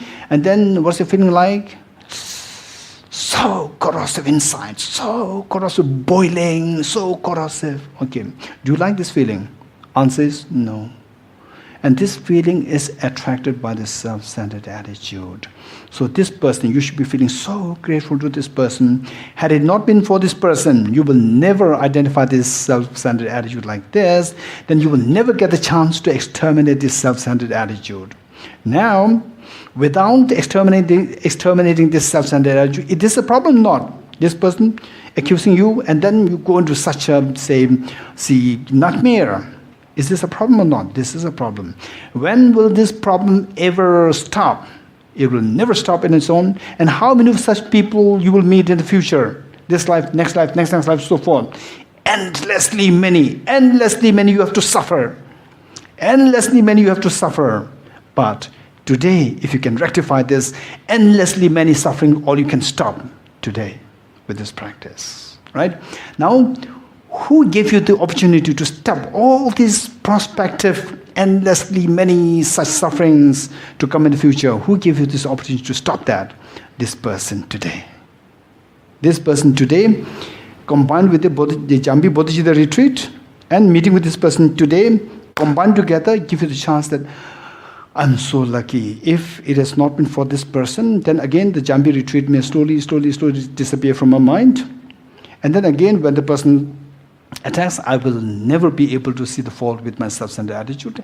And this kind of person, I'm bound to meet with such person endlessly many in the future. And endlessly many, I will have to go through this problem, the same, the tension, the burning sensation, corrosive feeling inside, endlessly many. They all will be stopped if I'm able to work on the self-centered attitude today. Thank you so much. Thank you so much. Who is this person? Your near and dear one or unknown person? No, your enemy. So this person, only this person can help you to exterminate all the prospective uneasiness, the agitations, irritations in the future. Your mother cannot help you to do that. Your father cannot help to do that. It is only this enemy who can do it. And which is better? That you are freed from all these innumerable number of such a very ugly feeling, irritation, thousands of times, right? To cut that, to be free from such experience, or to get a happy birthday cake, which is better? On the one hand, if you're given a choice, you choose the two things. I'll give you a happy birthday cake today, right? Or you will stop all the prospective agitation, irritation, corrosion inside, anger, innumerable times. All these, I will remove them. You choose. Which will you choose? The second one, not the happy birthday cake. If happy birthday cake is just one, again you will again crave for the happy birthday cake next time. Right? But this problem is solved for good. This amazing, right? For to make this happen, you have to identify this self-centered attitude. To identify the self-centered attitude, nobody can help you. It is only your enemy who can help you to identify this. Even only the doctors can identify where you have the problems. For this you have to pay. Whereas for the enemies you did not have to pay anything. It's for free. Yes, 100%. It's for sure. You don't have to pay anything. It's for free. Right? And the work that your enemy did, the work the doctor did for you, what the doctor did for you is just nothing. It's so insignificant. It's so trivial as compared to what the work the enemy did for you. You're getting it? So if you think like this, enemies are so kind, so kind. Okay. In this connection, what I'd like to share with you is one thing which would be very helpful for all of us. Once, a friend of mine called me up on phone, and he said that he lives in Delhi. That time I was in Dharamsala. Then he said, Kishilam, I feel so painful today. I said, why? Because now I'm leaving my home. Because he went to home for a few days holiday. And then he was going to South India. He said then, I started feeling so lonely, painful. Why? Oh, I'm leaving my home. Then I told him, you're very lucky. He said, why lucky? No, I'm going through pain. I'm not happy. Right? Lucky means you're happy. No, I'm going through pain. Why are you saying that I'm lucky? You're very lucky. I said. And he said, why? Only when you feel this pain manifestly, two things. One is that there are so many other people who are going through the same pain and worst pain. So through seeing this, you'll be able to empathize with other people who are going through the same pain. Without you going through this pain, if you describe to someone else, I know what this pain is. The pain that you describe, I know this so well. Many people, they don't know this pain. Because I know this pain, I can now empathize with you when you describe this. Likewise, you can describe this pain. You can empathize with all those other people, particularly young children who are heavily dependent on their parents, who lost their parents. They go through this pain. You can empathize with them. One, this is so precious. This is the seed of Bodhicitta. From this, then your Bodhicitta can grow. One. Number two, somehow this pain is connected with self-centered attitude. So this pain is telling you that self-centered attitude is still within you, right? And it's not just for you, for all of us. When you feel the pain, we should be feeling so grateful. I'm so happy that I'm identifying the self-centered attitude. Self-centered attitude, still the presence there, that I see the need to exterminate this self-centered attitude. Okay. So, I personally, in my own capacity, whenever I encounter through these difficulties or the little bit of uneasiness, pains, and little bit of mental, unhappiness, so forth, to be very honest, right? I think about it, I was so happy. I'm so lucky that I could not feel the pain. And this, what underscores this, is a self-centered attitude. The demon is hiding there. This demon is still there. Wow, I'm so happy that I could identify the self-centered. The moment I see this pain there, the more I see that the self-centered attitude is to be exterminated, and deliberately, right, instantly, practical message, practical advice. Instantly, I think of, okay, I need to cherish all other sentient beings. May others not have this pain. May others not have this pain. The moment you think about may others not have this pain disappears. Right? This pain, irritation, uneasiness, unhappiness, it simply dissolves. So, in the process, what happens? When you say, may others not have the pain, one moment you say this, one seed of compassion is implanted in you. One seed of compassion is implanted in you, one seed of self-centered attitude is exterminated. Every time you do like this, the moment you have a little bit of pain here, wow, I'm so happy that I could see that self-centered attitude is still there. This demon is still there. I'm not going to surrender to the self-centered attitude. I'm not going to surrender. May all beings be happy. May all beings be happy. May the pains other beings have, may they befall on me. Like this, self-centered attitude is crushed, and instantly the pain disappears. The uneasiness disappears. This is so precious practice. Practically, right? On top of the 9 steps, on day-to-day the level, when you encounter with such a situation, then you give yourself a little time, and then do a little bit of breathing exercise and see what is this pain like. And this pain, no doubt, is all because of a self-centered attitude. If instead of me, if it is a Buddha Shakyamuni or His Holiness the Dalai Lama, for sure they will not have this pain with the same situation, encounter situation. Why I'm having the pain is because of only this factor. I have this self-centered attitude, they don't have it. This is the factor which is attracting this pain. I'm so lucky today that I'm able to identify this self-centered attitude. I will never give in to self-centered attitude. May all sentient beings have no pain.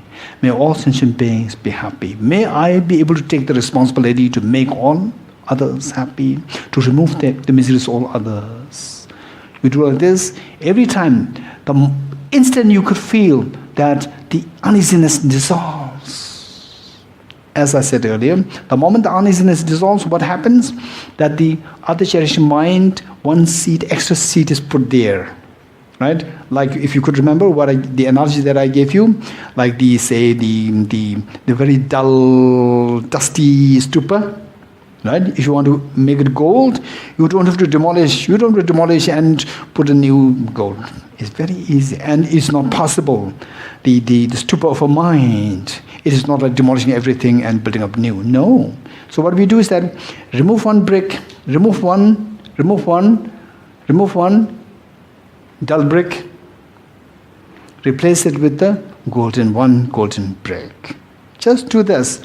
Remove one bad imprint of self-centered attitude, kick this off. At least kick one of the imprints out and replace it with the one seed of cherishing others. Then again the next time, and in the practice you have to do continuously. In the practice, then in the daily practice, when you encounter with such a situation, again pain or uneasiness comes in you, okay, give yourself a little time. And then do a little bit of breathing, and then observe this pain, And then see, this pain is because of self-centered attitude. If instead of me, if it is the soul and the Dalai Lama or the Buddha, they will not feel the pain. Why am I feeling the pain? Only difference is because I have the self-centered attitude. This is the demon. Right? Again, always blame on self-centered attitude. Always blame on self-centered attitude. This is a demon. I will discard this. I will never surrender this. How? May all beings be happy. May nobody suffers like me. I will take the responsibility that all others are taken care of. The moment you say this, the old brick is gotten rid of, old brick of self-centered is gotten rid of, and may you be happy. The new golden brick is added. Golden brick is added. It's a slow process. Then slowly what happens? The very dull, dusty stupa starts shining, starts glowing. It has become gold. When did it become gold? Today? Yesterday? It has started since day one when you pulled the first brick, the worn out brick, and replaced with the brick. It was not seen as a golden stupa then, but from there it has already started the process. Right? So this is how we work. If you work like this, it will work magic. Right? So later on, when the pains come to you, it will not irritate you. It will not irritate you. Right? Instead, instantly the blame will turn towards the self-centered attitude. The blame will never go towards other people. Right? Blame will never go towards other people, while at the same time do admit that this problem is not only because of internal, it's because of external as well. But external, try your best to mitigate the external factors, but don't expect that you can mitigate the external factors altogether, right? To try your best. But what you can really do is exterminate the internal factor. So that we have to work on, right? Okay. And of course we have to take the greatest of the precaution with external factors. And don't just everything's your mind, just remove your self-centered attitude. No, right? Don't go to that extent. So that, it is just your self-centered attitude, no external factors are nothing. This will come only when you reach the paragate. What is paragate? Gate, paragate, right? Okay, only when you reach there, then external factors do not matter, right? External factors do not matter. Say, to the extent that we can say that even if somebody is coming with the knife to stab you, you don't have to worry, right? Say, just with your gaze, the person can become stiff. This is the power that you get when you reach the paragate. So then external factors do not matter. But at this stage, we have to take into account the external factors. Try your best to stay away from the external factors. Meanwhile, if you do encounter with the situations, then see how to cool yourself down and see to finally, the finger should go towards this self-centered attitude. And because of this practice, if it so happens that gradually, whenever something goes wrong to you, right? Pains come to you, instantly, without any thought, without any deliberate thought, the blame automatically goes towards self-centered. Again, look, the self-centered attitude, this mischievous, the nasty self-centered attitude. It automatically goes to self, and you are a great, great practitioner. This is the mark of the greatest of your practitioner, right? So if this happens, you're bound to go through gate, paragate. It's not like gate, again come back, again gate, come back. It will never happen like this. It will forever keep going forward, right? This is a practice. Okay, so this is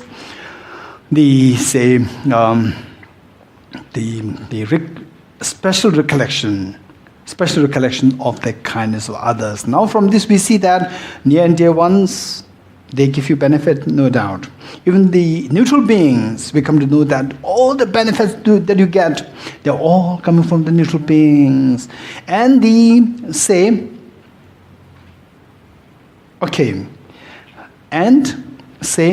that deep inside, what do we have? Buddha nature. What is that Buddha nature? If that Buddha nature becomes manifest today, just by miracle, if the Buddha nature becomes manifest, you don't have to worry about any problem, right? Now, this Buddha nature, which will make you so independent, so happy, 24/7 happy, like a sun. Why it is not like this now? Why? Because this beautiful, incredibly beautiful, precious Buddha nature, which can otherwise give you tremendous 24/7 happiness, is not behaving like this because that is obscured by the self-centered attitude. So look how vicious this self-centered attitude is. It obscures this potential within you to make you manifest the maximum happiness. It obscures you. You're getting it? What does it mean by it obscures you? Now you're so vulnerable. You cannot experience this bountiful happiness, expansive happiness. You cannot experience that. You become so vulnerable, right? Now when you become vulnerable, you become dependent on others. Yes, no? You become dependent. You still want happiness. When the self-centered attitude, when it obscures the Buddha nature, if your mentality changes, oh, now I don't want happiness, I only want miseries. If this is the situation, perfect, no problem. But I want happiness, I don't want something, it remains the same. And that the potential that you have for your maximum happiness, which you want, is obscured by this self-centered attitude. If this self-centered attitude is not the enemy, who is the enemy? Right? From that point of view. With this, now the thing is that you have already, because of the self-centered attitude, this tremendous potential that you have is obscured. And because of which, you become so vulnerable. Vulnerable means you still want happiness. You still don't want miseries. And miseries are constantly, you confront the miseries constantly. And happiness that you get, that you want, you don't get them. So you have to depend on others for your happiness. And to get into the miseries, you have to depend on others to get to the miseries. You haven't become dependent on others. You agree with me or not? Now, the happiness that you seek and yet you cannot get, that happiness is of two kinds. One is the immediate happiness, and the other one is the lasting happiness. You're getting it? Immediate happiness like what? That because of the self-centered, we easily become hungry.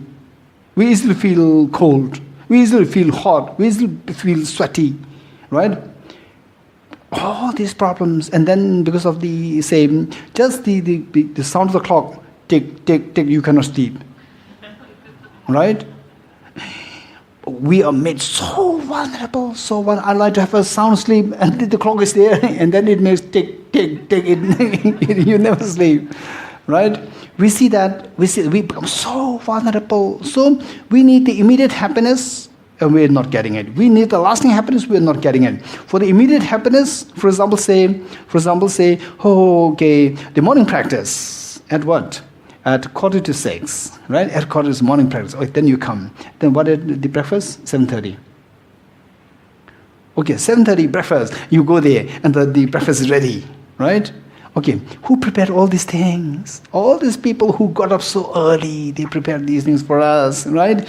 And these people, neutral people. So we're heavily dependent on this food and so forth. And it is only through the neutral people, mostly the neutral people, that we are getting these things, what we want, immediate happiness. And suddenly if it says, oh, the manager comes to when we are very sorry. Now today something happened to one of the staff, bad thing, tragedy happened to staff, so the restaurant is closed. The guest house is closed for one day. Right? Then we are going to go for food, for sleep, where do we go? Again we have to go everywhere to do for this, everything becomes so chaos. Right? So the fact that we heavily depend on these things, immediate happiness, they're all provided by the neutral beings. And what is the lasting happiness? What is the lasting happiness? Tell me. The lasting happiness which we say, oh no, nobody seeks lasting happiness, seems like. Hey, nobody wants lasting happiness. What is that lasting happiness? Tell me. Huh? Enlightenment, where the Buddha nature becomes manifest fully, right? Where the Buddha nature becomes manifest fully, you don't have to worry about anything, right? Even if the manager of the resort says that, okay, tomorrow for the next 1 week, the resort will be closed down, right? You don't have to worry, no hunger, no cold, no thirst, nothing. when the Buddha nature becomes manifest fully, what makes it not manifest? Self-cherishing, self-centered mind. So this self-centered mind is the one which stops us from experiencing the lasting happiness. And what worst enemy can you think of than someone who stops you from experiencing the lasting happiness? None other than the self-centered attitude. So, self-centered attitude is the one which stops us from experiencing the lasting happiness. If this is not the demon, who else is your demon? That is the worst of the enemy, right? If you think like this, then who helps us to eradicate that? That becomes so kind, yes, no? So how many of you have done the mathematical problems when in school? Mathematical problems, right? The teachers, they have to create problems on you, right? Problem number 1. Problem number 2. So what are these problems? Problems are to identify where is your weakness in mathematics. Where is your weakness? Once you identify the weakness, then the teacher will tell you how to remove this weakness. So therefore, this person is known as your teacher. Person who identifies your weakness and helps you to rectify this weakness, that is your teacher. And who is the one who identifies that weakness which stops us from experiencing lasting happiness? Who is that one? Your enemies. They are the best of your teachers. Nobody can teach you this. Even the Albert Einstein cannot teach you this. This cannot identify this weakness. It is only your enemies who can identify this. So His Holiness the Dalai Lama, right? He cannot identify this weakness within us. He's so kind, right? The moment we are there, we melt down. We become so happy. Self-centered attitude simply hides down. We are so happy, right? Only when the enemies come, then self-centered attitude comes to the surface. Then you are to, yes, I'm still weak. I'm still weak. I still have a self-centered attitude. So therefore, what is the greatest meaning to your life? To have the lasting happiness, or to have the immediate happiness, or what? To have the lasting happiness. And whosoever helps you to achieve the lasting happiness, that is the greatest teacher. And who is that? Your enemies. So if you think in that form, we see that the enemies are the greatest of your teachers to help you to rectify this self-centered attitude. Okay, so now we see that your near and dear ones, of course, they're very affectionate to you. So much of benefit you receive. Even from the neutral people, you get so much of benefit. When the benefit comes to you, when you feel the benefit, what is your reaction? What is your response? Your mind feels close towards that. That is known as feeling affectionate. Your love and affection flows towards neutral people. Now when you see that enemies are the greatest of my teacher, greatest of the teacher who helps me to acquire this ultimate happiness, you see that person is giving you the maximum happiness. So whosoever gives the maximum happiness, your mind will flow the maximum towards that.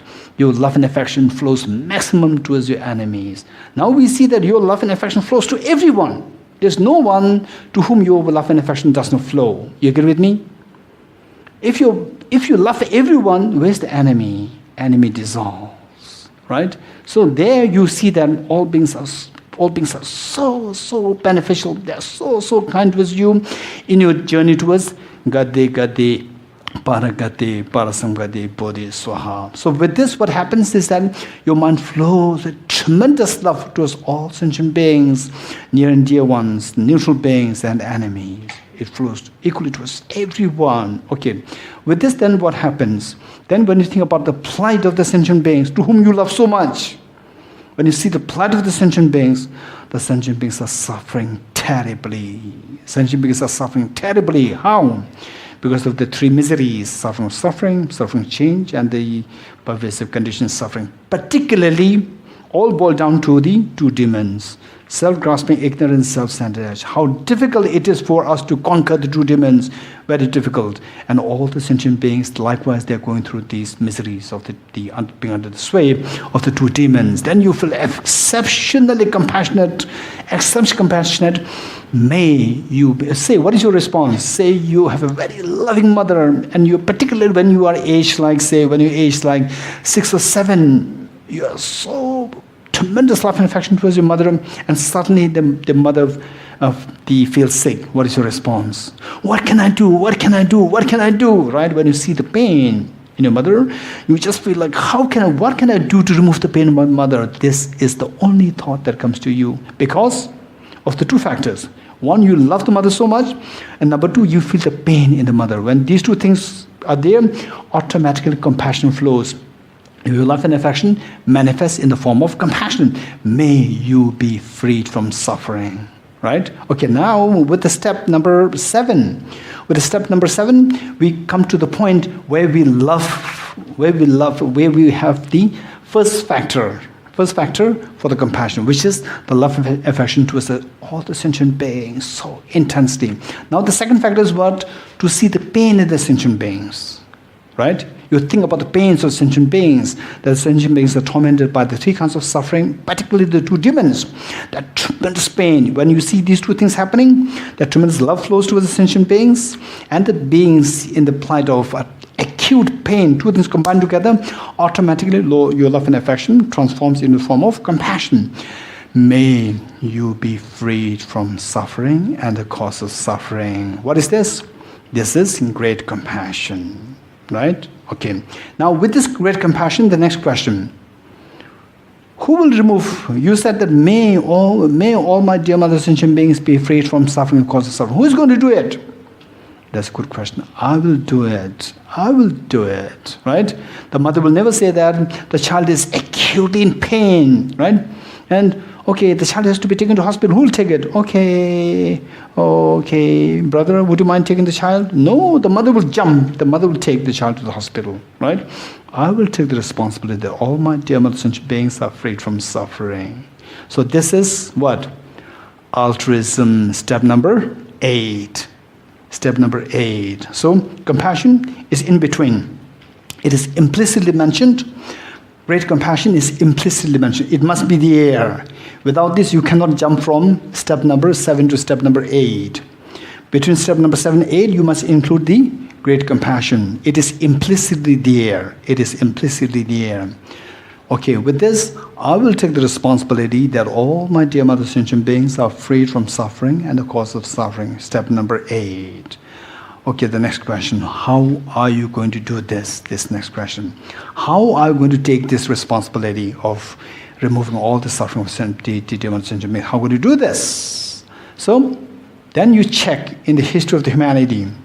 If somebody was able to do that, then you see that once 2,500 years ago under the Bodhi tree, the Prince Siddhartha was able to achieve that state where he was able to benefit all sentient beings. So what made him to achieve that?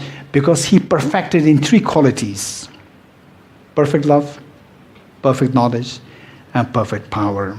So when somebody has perfected in these 3 qualities, perfect love, perfect knowledge, and perfect power, then the person is equipped with the capacity to benefit all sentient beings instantly, right?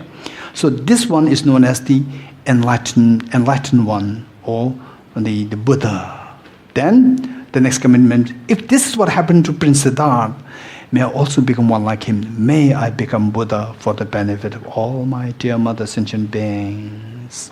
That is Bodhicitta, step number 9. Right? Step number 9. May I become Buddha for the benefit of all my dear mother sentient beings. Step number 9. Okay. Now, why, you may be wondering as to why these 3 qualities, particularly these 3 qualities. Only if you have these 3 qualities, you are able to benefit all sentient beings the way you like. It's because, okay, this is very important.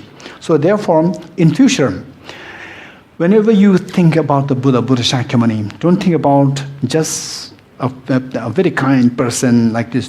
Don't just think like this, or someone who can perform miracle. No. Very simple. When you Buddham Sharanam Gacchami, I go for refuge in the Buddha. When you say this, just think of the Buddha, the one who has perfected in these 3 qualities. What are the 3 qualities? Perfect love, perfect knowledge, and perfect power. So why these 3 qualities become so important? Because, this we have to know. Because, okay, say,